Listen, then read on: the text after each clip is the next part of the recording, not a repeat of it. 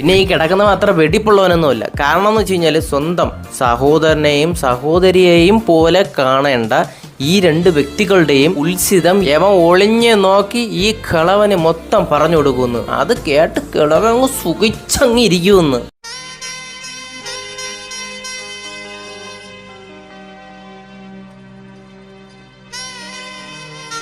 അതിൻ്റെ ഇടയിൽ ഒരു പാട്ട്, ചേച്ചി അണ്ണൻ്റെ പുറത്ത് തൊടുമ്പോൾ അണ്ണന് വരുന്ന വികാരം വേറെ ഇവൻ നോട്ട് ചെയ്ത് വെച്ച് ഈ കിളവന്റെ അടുത്ത് വള്ളി പുള്ളി വിടാതെ മൊത്തം വിളമ്പി കൊടുക്കും. എന്ത് കാര്യത്തിനാണിത്? ഒരു സുഖം, ഒരു മനസുഖം. സുഹൃത്തുക്കളെ, ഇതിന്റെ ഫുൾ വീഡിയോ കാണണമെന്നുണ്ടെങ്കിൽ തൊട്ട് താഴെ ബിഗിൽ റോസ് എന്ന് എഴുതിയിരിക്കും. അതിലൊരു ആരോ കാണും, അതിലോട്ട് അങ്ങ് ക്ലിക്ക് ചെയ്ത് കഴിഞ്ഞാൽ ഇതിന്റെ ഫുൾ വീഡിയോ നിങ്ങൾക്ക് കാണാൻ സാധിക്കുന്നതായിരിക്കും. പിന്നെ കുറെ പേരെ അടുത്ത് ചോദിക്കുന്നുണ്ട്, നിങ്ങൾ വിജയ് ഹേറ്റർ ആണോ? സുഹൃത്തുക്കളെ, ഞാൻ വിജയ് ഹേറ്റർ ഒന്നും അല്ല.